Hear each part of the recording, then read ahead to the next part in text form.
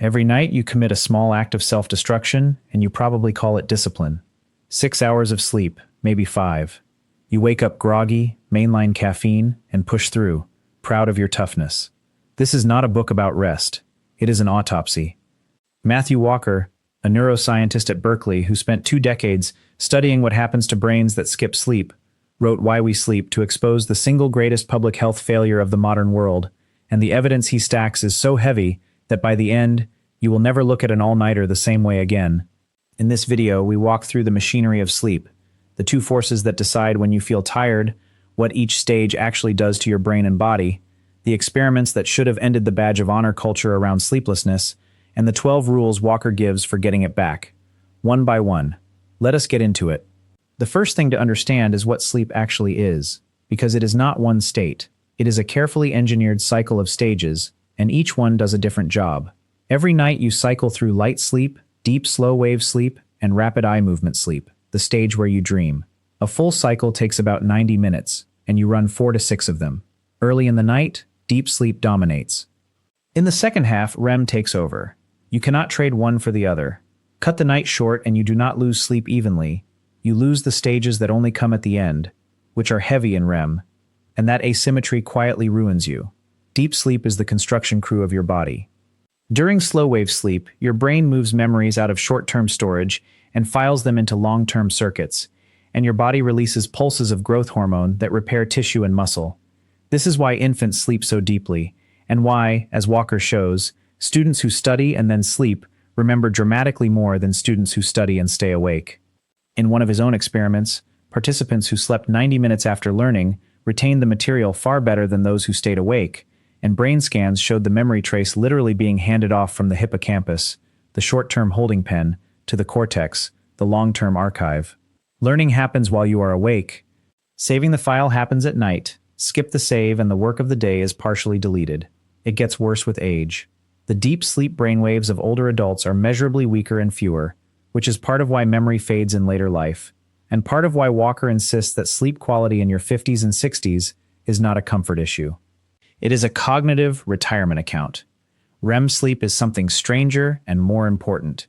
It is the only time your brain completely stops producing the stress chemical noradrenaline while simultaneously running your emotional memories at full volume. Walker calls it overnight therapy.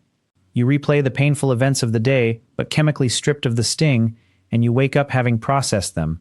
REM is also where creativity lives. It stitches distant ideas together, which is why sleep researchers find people solve problems after sleep that they could not solve before. The saying "sleep on it" is laboratory confirmed, and there is a darker finding. The brain matures in REM sleep through childhood, and Walker links chronically short REM in adolescence to wiring differences in the circuits that regulate emotion. Short-change the dreaming stage, and you short-change the person you are becoming. Now, the 2 forces that control when you sleep. The first is sleep pressure, driven by a chemical called adenosine. From the moment you wake, adenosine builds in your brain, and the longer you are awake, the more of it accumulates, creating an increasingly loud demand for sleep. By hour 16 of wakefulness, the pressure is substantial, and past 24 hours it reaches levels that measurably impair you as much as being legally drunk, which is a comparison Walker makes deliberately. The second force is your circadian rhythm, your internal 24-hour clock, which times when you feel alert and when you feel drowsy, independent of how long you have been awake. This clock is why you can feel a second wind of energy late at night even while sleep-deprived, because the circadian signal is surging to keep you awake right when the sleep pressure is highest. These 2 systems are supposed to work together. You sleep when high sleep pressure meets the falling phase of the circadian rhythm. The entire modern assault on sleep is really an assault on this handshake. Caffeine mutes one side of it, artificial light scrambles the other, and irregular schedules keep them permanently out of phase, which is why the sleepiest moment of your life can arrive in a bright afternoon meeting, wide awake to the clock and drowning in adenosine at the same time. Start with caffeine, because it is the one almost everyone is caught in. Caffeine does not give you energy, it blocks adenosine receptors. The sleepiness is still there, accumulating behind the blockade, and when the caffeine wears off you crash, because you were tired the whole time. The problem is the half-life. Caffeine takes 5 to 7 hours for your body to remove just half of a dose. A coffee at 3 in the afternoon is still a quarter active at midnight, sanding the deep sleep off the front of your night, the most important hours, even if you fall asleep on time. You will not notice it subjectively, but brain recordings show objectively less deep sleep. Walker ran the experiment with a specific twist. Participants took a caffeine pill in the morning, so early that they had zero trouble falling asleep that night, and their sleep recordings still showed measurably reduced deep sleep. The blockade was invisible to them and devastating to their architecture. This is why Walker calls caffeine the most widely used and abused psychoactive drug in the world, why he cuts himself off by early afternoon, and why decaf after 2 in the afternoon is not zealotry. It is arithmetic. Then there is alcohol, the one people believe helps sleep. It does the opposite of what it seems. Alcohol is a sedative. It knocks you out, but sedation is not sleep. It fragments your night with micro-awakenings you do not remember, and it suppresses REM sleep aggressively, producing the shallow, unrestorative sleep that leaves you exhausted.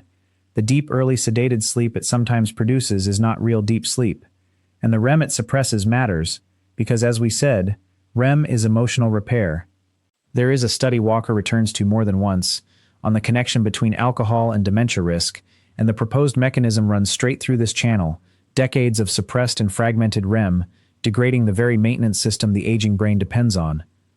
This is why a heavy drinking night leaves the mind ragged the next day. You were unconscious, but you did not truly sleep, and the difference compounds quietly across years. Then there is the alarm clock, and this one hurts. Snoozing is not rest. Every snooze restarts the sleep cycle, dipping you back into light stages, only to rip you out again minutes later, and you wake from shallow, fragmented sleep with a shot of adrenaline that colors the whole morning. Walker points out that waking to an alarm means being forcibly ejected from sleep, sometimes from deep sleep, which spikes blood pressure and heart rate at exactly the wrong moment. Think about what an alarm actually is: a stranger bursting into your bedroom and screaming at a moment you did not choose, timed not to your sleep cycle, but to your calendar. 8 hours in bed means nothing if the ejection lands mid-cycle. The gentlest strategy is a consistent wake time, every day, so your body ends sleep on its own terms before the alarm even sounds. Consistency, Walker says, is the single most underappreciated sleep rule of all. Your rhythm loves predictability, the way a flight schedule loves punctuality, and it rewards the disciplined with the slow, deep, well-structured sleep that the scheduleless never experience. One more saboteur deserves its own paragraph: light. Your circadian rhythm is set by light, especially morning sunlight, and artificial light at night scrambles the signal. Evening screens suppress melatonin, delaying your clock and pushing your natural sleep time later, which matters because most people still have fixed wake times, so the sleep you lose is never recovered. And here is the finding that should genuinely worry anyone who works shifts. The World Health Organization classified night shift work as a probable carcinogen. Walker reports on the machinery behind this: the immune cells called natural killer cells that drop by as much as 70% after a single night of short sleep, leaving the body with a dramatically weakened early defense against abnormal cells. One night, that is how fast the damage registers. And that brings us to the finding Walker is most famous for, the one that ends the short sleeper argument completely. The less you sleep, the shorter your life. Short sleep predicts all-cause mortality, cardiovascular disease, stroke, heart failure, obesity, diabetes, anxiety, depression, and Alzheimer's dementia, with the amyloid plaques of Alzheimer's cleared by the deep sleep glymphatic system, the overnight rinse cycle of the brain. Look at the heart specifically, because the numbers are staggering. The night after the spring clock change, when an entire population loses a single hour of sleep, heart attacks jump by around 24%. In the autumn, when the clock falls back and people gain an hour, they drop by roughly 21% the next day. 1 hour of population-level sleep moves the cardiac event rate by a fifth. Do that to yourself voluntarily, every night, with 5-hour sleeps, and you are running a decades-long experiment on your own arteries. There is a small percentage of people with a rare genetic mutation who genuinely need less sleep, and Walker is clear they are real, but the odds that you are one of them are vanishingly small. Everyone else who claims to thrive on 5 hours is, in the data Walker presents, simply failing to notice their own impairment, marching through their days in a chemically blurred state, the same way a drunk driver underestimates their drunkenness. Reaction time, memory consolidation, emotional regulation, and creative problem-solving all degrade measurably, and the last thing to degrade is your ability to notice the degradation itself. So, what do you actually do? The Walker protocol is almost boring, and that is the point.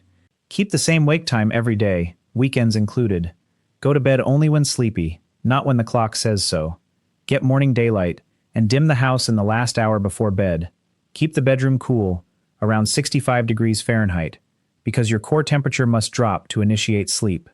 Cut caffeine after early afternoon, avoid alcohol within 3 hours of bed, and heavy meals within 2. Do not lie awake in bed for long periods, because your brain will learn that bed means wakefulness, and get out of bed instead until sleepiness returns. Get the room dark, truly dark, blackout dark, because the melatonin suppression from even modest light is measurable. Wind down without screens. Take a warm bath before bed, counterintuitively, because the post-bath drop in core temperature is a launch signal. And if you nap, keep it short and early, before 3 in the afternoon, or you will bleed off sleep pressure you need at night. None of this is exotic. All of it is evidence-graded, and most people who complain they cannot sleep are violating 3 or 4 of these rules simultaneously while blaming their genes. You began this video thinking of sleep as the empty hours between the days that matter. The argument of the book, by the end, is the reverse.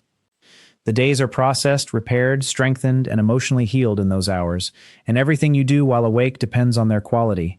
Every memory you want to keep, every skill you practice, every difficult conversation you need to recover from, is finished at night while you lie there doing nothing.